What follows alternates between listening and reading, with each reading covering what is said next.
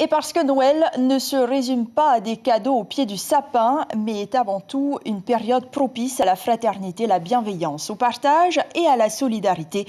C'est pour toutes ces raisons que le collectif Solidarité se mobilise encore pour les familles nécessiteuses.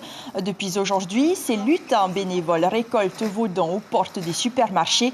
Ils espèrent que les clients feront preuve d'une incroyable générosité, car cette année, comme la précédente, de nombreux foyers en ont besoin. Théavé Chomette, Yorana, merci d'être sur Polynésie la première.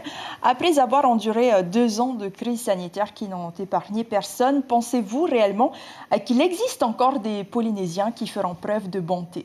Oui, ça n'a jamais manqué. Le Polynésien est toujours présent pour donner. Aujourd'hui, en 2021, est-ce que c'est en raison des circonstances, on s'approche de Noël, ou parce que le Polynésien est toujours sensible à cette cause? Le Polynésien reste sensible, en tout cas celui qui peut encore donner. Même s'il donnera qu'un petit peu de riz ou de haricots, il le donnera parce que souvent ils nous disent qu'ils comprennent ce que ces familles traversent, et surtout depuis les 2 années qu'on vient de traverser, beaucoup plus de pertes d'emploi, mais surtout des familles qui sont totalement... en fait, elles sont KO debout.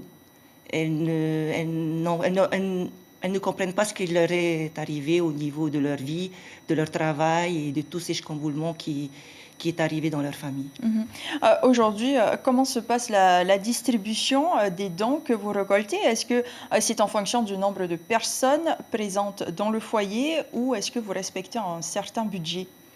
Non, on fait une petite enquête, on va dire, familiale, d'où l'importance des référents de proximité.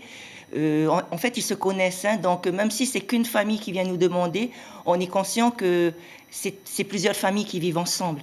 Donc, pour ne pas justement augmenter un petit peu les problématiques qui existent déjà dans ces foyers, on essaye un peu de donner à toutes les familles qui existent dans le même habitat, on va dire. Et aujourd'hui, ces familles bénéficient aussi de denrées alimentaires ou encore de lessive et tout, grâce à des mécènes.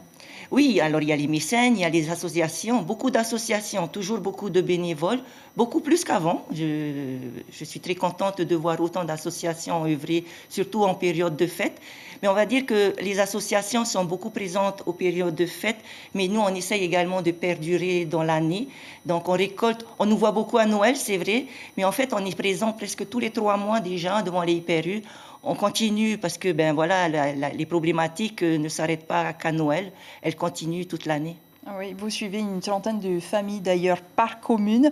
Cela fait plus d'une dizaine d'années que vous œuvrez dans le social. Est-ce que vous confirmez aujourd'hui que la crise sanitaire a accentué le fossé entre les familles aisées et les familles défavorisées, ou est-ce une idée reçue? Non, c'est malheureusement vrai. Les familles aujourd'hui pauvres, on va dire qu'elles sont devenues même plus pauvres. Et les familles aisées, il y en a qui encore s'en sortent très bien, on va dire, malgré les crises qu'on vient de traverser. Donc effectivement, ce fossé s'est beaucoup accentué, mais on va dire que les petites familles ne se rendent pas compte. Elles voient ce qu'elles peuvent voir, mais elles n'imaginent pas vraiment la densité de ce fossé. Pour terminer, est-ce que vous pouvez nous rappeler où sont organisées les collectes? Alors, demain également, nous serons encore sur le terrain et encore sur plusieurs jours devant les U, devant les enseignes U.